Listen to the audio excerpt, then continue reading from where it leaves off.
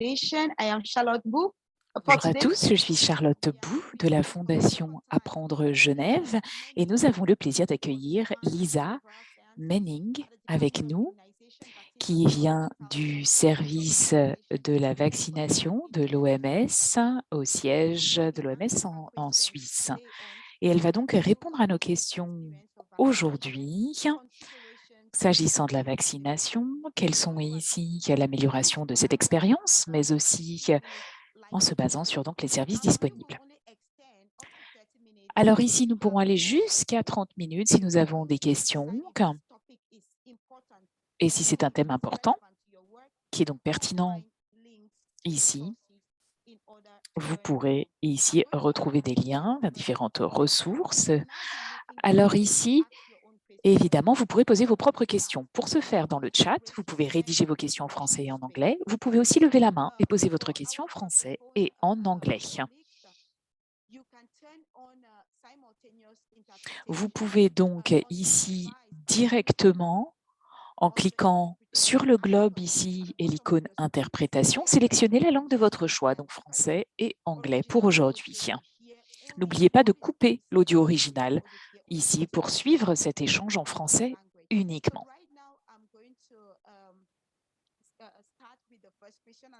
Alors, je vais commencer ici avec la première question, mais surtout, vous n'oubliez pas, encore une fois, de lever la main ou de poser vos questions dans le chat. Alors, tout d'abord, Lisa, bienvenue, encore une fois.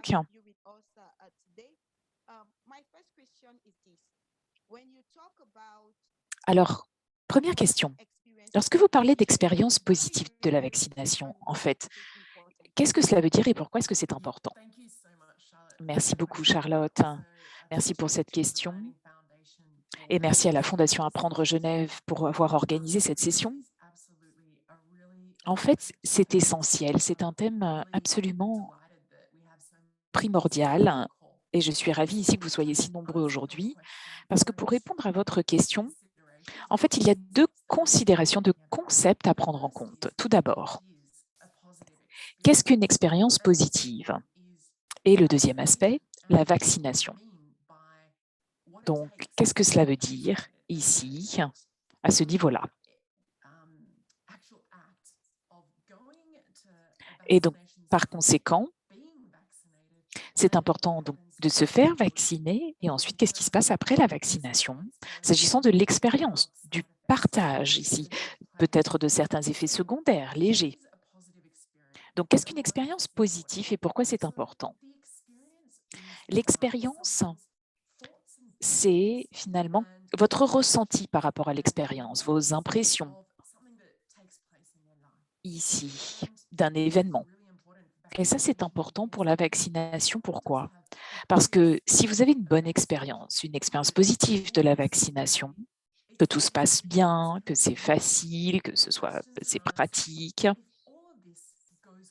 eh bien, si tout se passe bien, cela veut dire ici que très probablement, eh bien, ils reviendront se faire vacciner s'il faut une deuxième dose ou d'autres vaccins. Et ici, si l'expérience est négative, eh bien, dans ce cas-là, c'est le contraire. Ils seront moins enclins à revenir ici. Donc, par conséquent, c'est absolument essentiel d'être satisfait en fait de ce parcours de la vaccination. Et c'est important, pourquoi?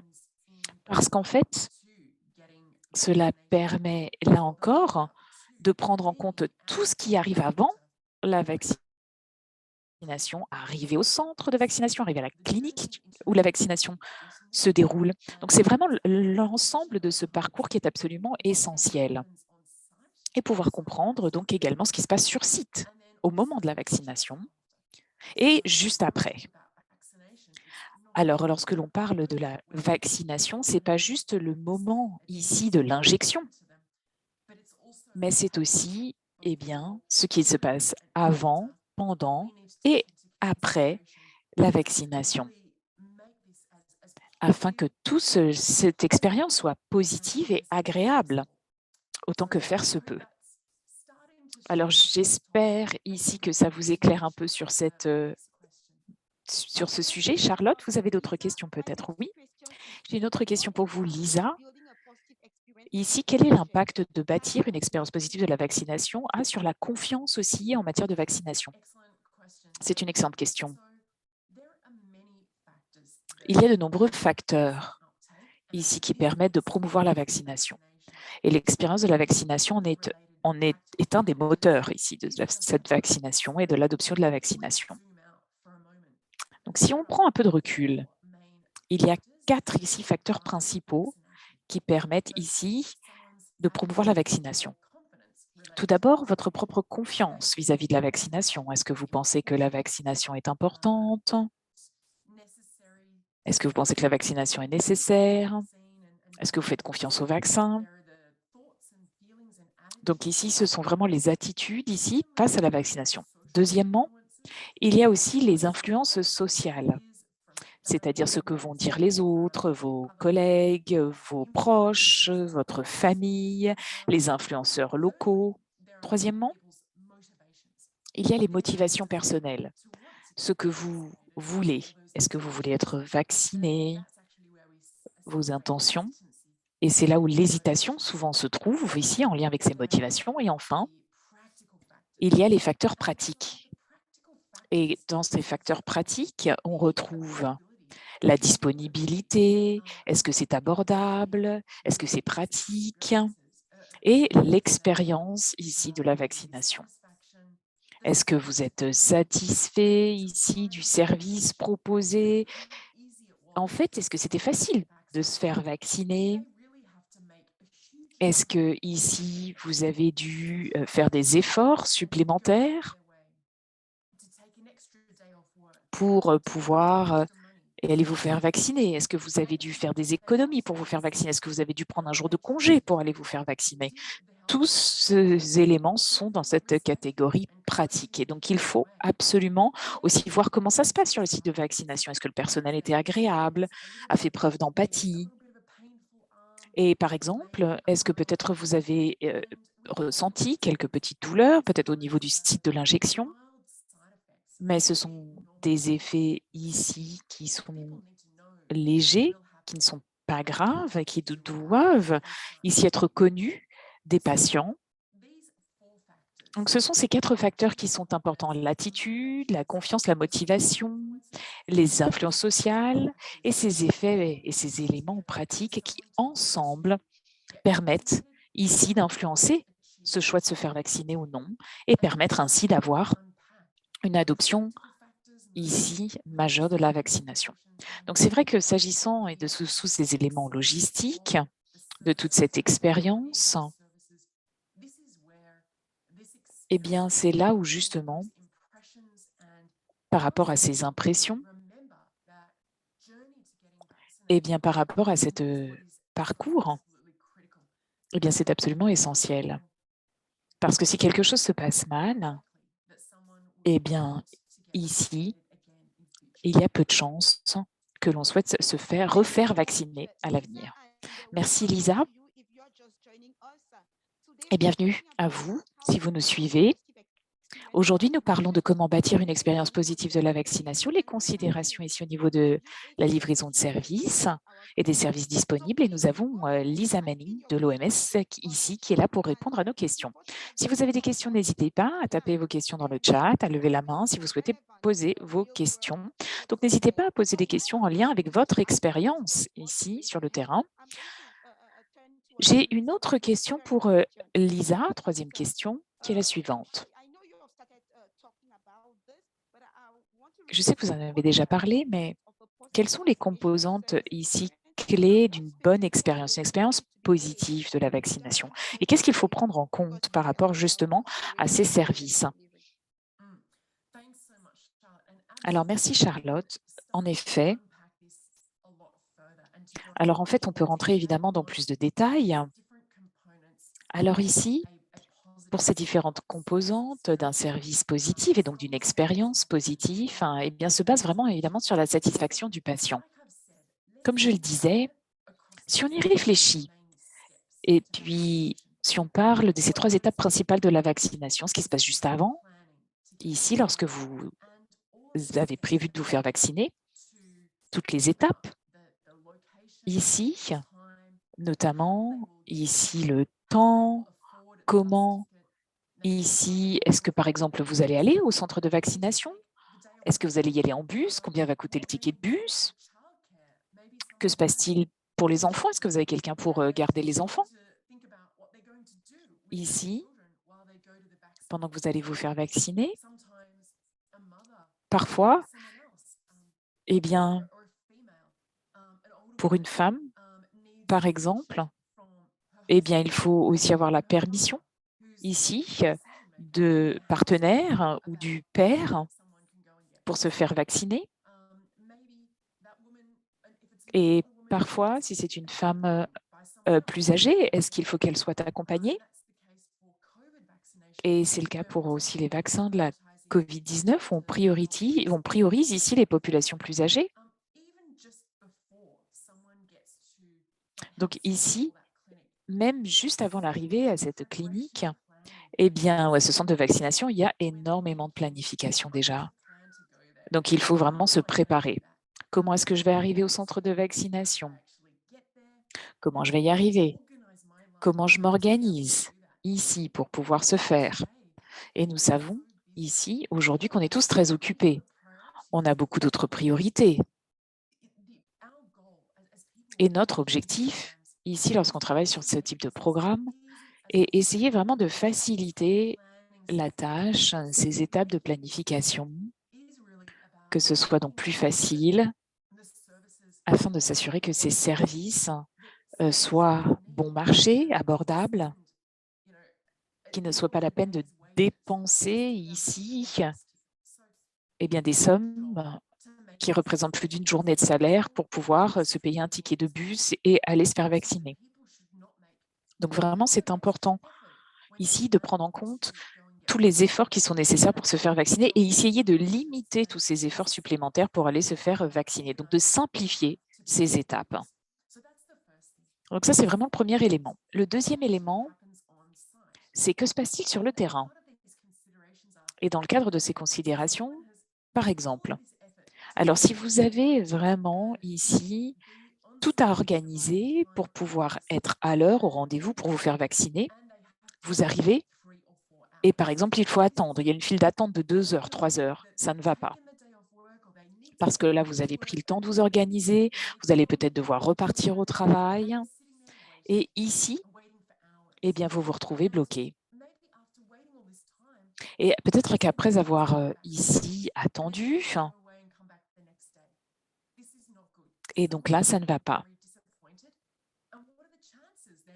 Et de même, ici, quelles sont les chances que cette personne revienne pour une deuxième dose ou une troisième dose? Donc, ce qui se passe sur le site de vaccination, c'est aussi très important. Prendre en compte toutes ces différentes dimensions. Pas seulement les délais d'attente, mais aussi la satisfaction, l'expérience. Est-ce que tout le monde est traité avec respect? Donc ici, il ne s'agit pas seulement d'une injection de vaccin, mais également comment est-ce que le personnel de santé ici communique avec les patients? Est-ce qu'il y a également un petit échange avec le patient? Est-ce qu'ils écoutent les préoccupations du patient? En fait, toutes ces façons qui peuvent être utilisées pour montrer ici ces préoccupations et pouvoir ici s'assurer, par exemple, que lorsque le vaccin est administré, eh bien que ce ne soit pas douloureux, que ce ne soit pas désagréable. Et parfois, il y a des questions aussi auxquelles on veut avoir des réponses avant de se faire vacciner. Donc, tout ceci doit être pris en compte. Nous savons qu'avec la vaccination, il y a de nouveaux éléments ici qui sont disponibles, surtout s'agissant des vaccins, ici, contre la COVID. Et donc, il faut évidemment garantir de répondre à toutes ces questions, à toutes ces préoccupations. Donc, ce sont toutes ces dimensions qui sont importantes ici dans l'étape 2. Donc, ici, lorsque vous êtes sur le site de vaccination, combien de temps vous allez attendre dans la file d'attente? Comment réagit le personnel de santé? Quelle est votre interaction avec ces professionnels de santé? Les attitudes ici du personnel sur le site. Et enfin, nous savons que juste après la vaccination, parfois, on peut avoir quelques effets secondaires légers. Nombreux sont ceux qui, par exemple, concernent une petite poussée de fièvre, une douleur au niveau du bras, du site d'injection. Et tout ceci est tout à fait normal. Rien de surprenant. Alors, ça peut être différent, s'exprimer différemment en fonction des vaccins, mais vous devez être au courant. Les patients doivent savoir quels sont ces effets potentiels, afin de ne pas vous inquiéter ici, justement. Et justement, s'il n'y a pas de communication sur ces points, eh bien, que va penser le patient lorsqu'il va faire l'expérience de certains de ces effets désagréables, de certains de ces effets secondaires? Il va s'inquiéter, se demander pourquoi est-ce que personne ne lui en a parlé. Donc, il faut ici qu'il y ait vraiment cette communication et il faut que le patient sache quoi faire dans ce cas de figure. Donc ici, c'est vraiment tout le parcours avant, pendant et après la vaccination. Et il faut que tout ceci se passe bien. Et c'est pour cela que cette expérience ici, oui, peut s'avérer positive. Et nous savons ici que cela fait partie de ces éléments absolument essentiels pour la vaccination.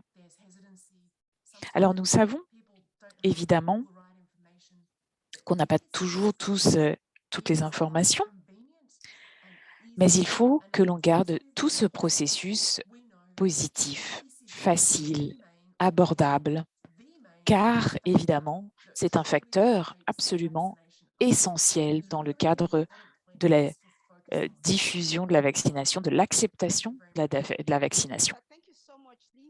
Merci beaucoup, Lisa. Je vois 2 mains levées et des questions dans le chat également. Je vais commencer avec Chinwe Catrinese. Allez-y, nous vous écoutons pour votre question. Si vous voulez bien juste vous présenter et ensuite poser votre question. Merci. Merci beaucoup. Je suis Dr Chinwenke de Nigeria. J'ai ici 2 questions. Je suis expert en santé publique et impliqué dans la campagne de vaccination au Nigeria. Et j'ai 2 questions pour vous, Madame Menning. Alors, s'agissant des campagnes médiatiques en matière de vaccination, qu'en pensez-vous? Parce que je sais que, par exemple, en Afrique subsaharienne, eh bien, nous avons évidemment de réelles barrières qui sont souvent socio-économiques. Et par conséquent, en fait, je voulais savoir si vous pensez que ces campagnes médiatiques sont utiles dans notre contexte ici en Afrique subsaharienne pour avoir une meilleure acceptation ici de la vaccination. Et deuxième question, après la vaccination, je voulais savoir, est-ce que vous pensez ici que ici nous pouvons améliorer le service? Alors, évidemment, il y a beaucoup de perspectives socioculturelles, de grandes différences, mais je voulais vous demander, ici, est-ce que l'OMS propose un soutien pour les sites pour aider ici à obtenir une meilleure acceptation de la vaccination? Merci beaucoup pour ces 2 questions. Ce sont des questions évidemment importantes. La première question est la suivante, ici, par rapport à ces campagnes d'information. C'est important aussi de souligner les avantages de la vaccination dans ces campagnes. C'est nécessaire, mais ça ne suffit pas toujours. Nous savons que certains eh bien, ont toutes les informations nécessaires sur la vaccination, mais cependant, ils ne souhaitent pas être vaccinés parce qu'ils se disent « oui, demain, je vais y aller, demain, je vais me faire vacciner ». Et puis demain, il y a d'autres choses, finalement, qui prennent le pas. Ou alors, ils n'ont pas l'argent aussi.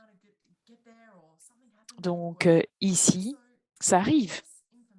Donc oui, vous avez raison, des campagnes d'information, c'est important, comme ces campagnes médiatiques, et c'est nécessaire, mais ça ne suffit pas pour obtenir le meilleur taux de vaccination. Qu'est-ce que cela veut dire?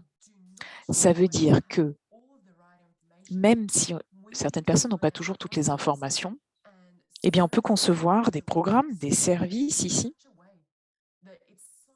pour pouvoir les impliquer et surtout mettre ces services ici à proximité de la population. Et aussi, dans ces centres de vaccination, utiliser des professionnels de santé locaux. Ainsi, les populations locales les connaissent déjà, afin d'éliminer un maximum de barrières.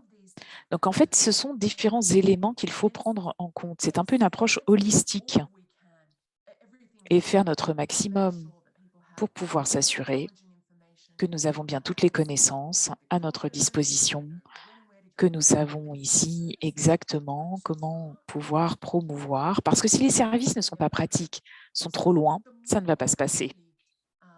Donc, si on arrive à promouvoir vraiment l'utilisation de ces services, une expérience positive, on va pouvoir compenser parfois ici, on va pouvoir compenser ce manque d'informations parfois. Donc, c'est pour cela qu'il faut continuer à travailler sur ces différents éléments qui ont un impact sur l'expérience positive de vaccination. Alors, la deuxième question sur l'OMS, en fait, nous travaillons au niveau international ici et nous partageons donc beaucoup d'informations afin de voir comment nous pouvons mettre en place des programmes d'accompagnement afin de pouvoir ici vous soutenir en, par exemple, partageant un maximum d'informations, vérifier évidemment aussi avec les différents programmes qui sont disponibles. Nous cherchons à communiquer sur aussi les médias sociaux. Mais aussi, il y a des programmes locaux qui sont très intéressants parfois. Évidemment, l'information nécessaire et une des sources d'information, c'est l'OMS, mais ce n'est pas la seule source d'information, bien évidemment, parce qu'en effet, dans différentes régions, il y a d'autres acteurs, les gouvernements, la société civile, d'autres partenaires de la mise en œuvre de la vaccination qui sont importants ici pour que cette information soit diffusée le plus largement possible. De même, ces partenaires sont impliqués ici dans la conception de ces campagnes de vaccination. Merci beaucoup, Lisa. Une autre main levée de David Chakonashvili. David, c'est à vous. Présentez-vous et posez votre question. Merci beaucoup. Bonjour à tous. Merci ici d'avoir organisé cette discussion sur un thème qui est absolument essentiel. Et ma question est la suivante. David, vous pouvez peut-être vous présenter? Ah, pardon, j'ai oublié. Je travaille ici en Géorgie et je suis membre ici du Centre de contrôle des maladies de Géorgie. Et vous avez en fait mentionné que pour construire cette expérience positive, que développer la confiance est essentiel. Et en fait, j'ai une question sur ce point. Donc, par exemple, lorsqu'il y a une douleur après la vaccination, eh bien ici, comment répondre à cela? Comment éviter que ceci devienne une expérience négative dans ce contexte? Merci beaucoup, David. Et avant de répondre à cette question, en fait, il y a une autre question ici qui est également posée ici dans le chat. Comment gérer positivement le cas de MAPI? So beyond the pain that is felt by the person that is vaccinated, how do we positively handle AFI cases? So it aligns with David's question. Donc ici, ça correspond de questions qui sont finalement assez similaires. En fait, c'est un thème ici absolument essentiel. Nous savons que s'il y a ici ces événements, ici, c'est-à-dire pas même s'il y a hospitalisation après vaccination, il peut y avoir un peu une publicité négative autour de ces événements. Et par exemple, on a une personne X a une réaction sévère à ce vaccin, une réaction grave. Et donc, en fait, ça entraîne et cela génère beaucoup de peur autour de la vaccination.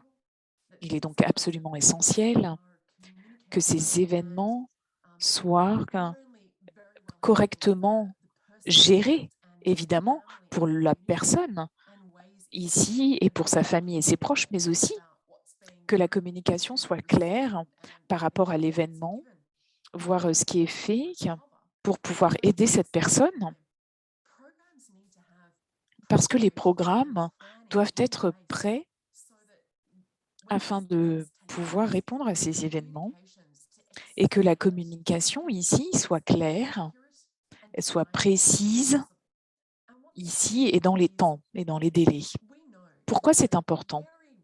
Eh bien, nous savons que très rarement, il y a des réactions ici graves. Alors, ça peut être un cas sur 1 million, mais ça arrive. Et il faut être prêt. Qu'est-ce que cela veut dire? Tout d'abord, s'assurer que le professionnel de santé sait quoi faire. Ici, si vous avez ce cas de figure, si vous avez donc une réaction allergique.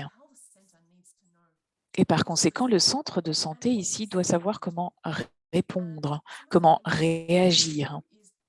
De même, il faut tout simplement donc à personne, à un hôpital régional, ici en fonction du cas de figure. Mais il faut aussi pouvoir expliquer cela à la personne, à sa famille, aux membres de la communauté, afin de, évidemment, expliquer la situation. Et ceci est important, pourquoi? Eh bien, il faut faire cela aussi comme il se doit ici, c'est-à-dire être précis, faire cela dans les temps, sans retard, parce que ici, si au niveau local, eh bien, vous avez des professionnels de santé qui n'ont pas nécessairement ici toutes les réponses. Il faut peut-être en savoir plus, comprendre pourquoi est-ce qu'il y a eu cette réaction. Et tout ceci est normal. Il faut qu'il y ait évidemment une recherche à ce niveau-là. Et ici, eh bien, ce professionnel de santé au niveau local doit pouvoir communiquer sur voilà comment nous allons faire. Nous avons donc cette procédure que nous allons donc mettre en place pour pouvoir trouver tous les éléments de réponse. Parce que voilà ce que nous allons faire. Et donc ici, il faut être très clair, communiquer très clairement pour qu'il y ait ici justement la meilleure communication possible et pouvoir répondre à toutes ces questions et toutes ces préoccupations. Donc, toute cette communication sur ces événements doivent être planifiées, préparées en avance. Et il va falloir le faire ici rapidement. Alors, c'est un thème ici très important et c'est vrai qu'on pourrait avoir une session sur cet aspect, mais ce sont des questions qui sont absolument excellentes. Je vous remercie, Lisa. Nous avons presque terminé. En fait, je voudrais juste terminer avec une dernière question ici de Bawani.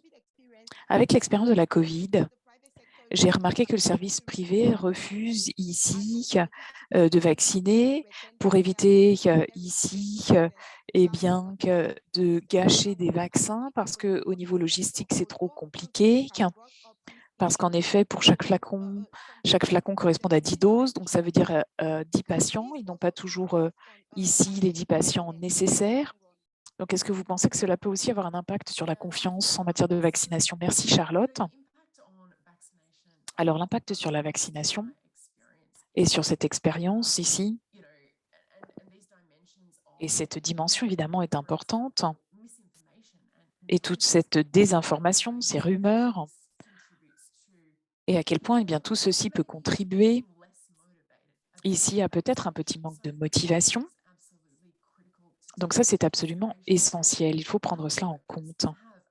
Et les professionnels de santé, là encore, doivent pouvoir répondre à cette désinformation et à ces rumeurs et gérer toutes ces questions.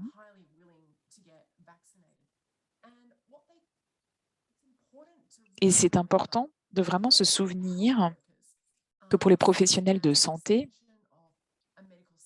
ici, eh bien, sont à disposition, sont connus de la population. En général, on leur fait confiance au sein des communautés. Donc, il est absolument critique, essentiel, ici, qu'ils soient bien formés pour pouvoir, ici, répondre à ces questions et répondre donc à ces différentes rumeurs. Donc, il y a différentes façons, ici, de pouvoir réagir par rapport à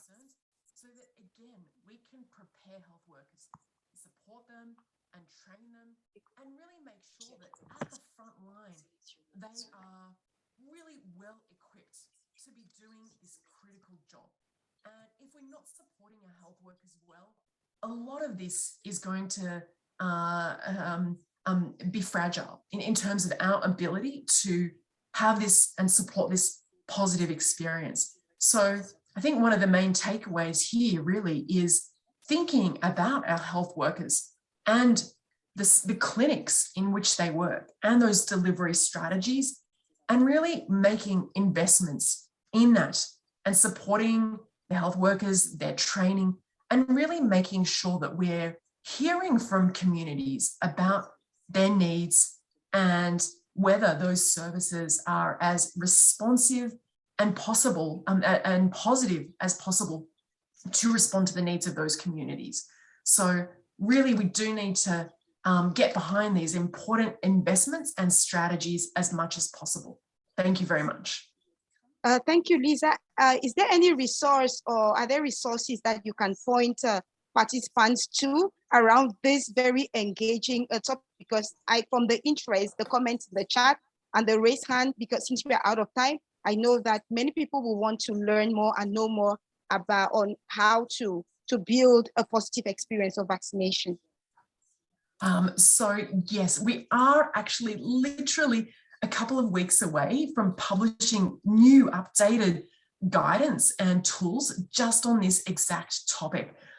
So I will make sure that I share that with the Geneva Learning Foundation. They can circulate that widely to this entire community. I'll share a link to the webpage where all of this will be published. I've put it in the chat here, so keep an eye on this page over the next few weeks, because this is where it will be published. There's already some useful tools that start to explain what I just described on that site, but there will be much more coming soon. So stay tuned for that, and we look forward to further conversations on this topic in future. Thank you very much. Thank you once again, Lisa. Thank you so much. If you enjoyed this last lightning chat, this is not the last one. So we'll be inviting you next week at the same time for another lightning chat with Francine Ganta-Restrepo from WHO, who'll be answering our questions on putting communities at the center, local solutions for large impact. So you don't want to miss this a lightning chat, and the link will be made available through our various platforms as well as reminders. So do not forget also to tell us through on Telegram how you saw this lightning chat. Thank you, Lisa, for being with us here again today and for answering my questions. I want to wish you and everyone here a very nice day, evening, depending on where you're joining from. Bye for now.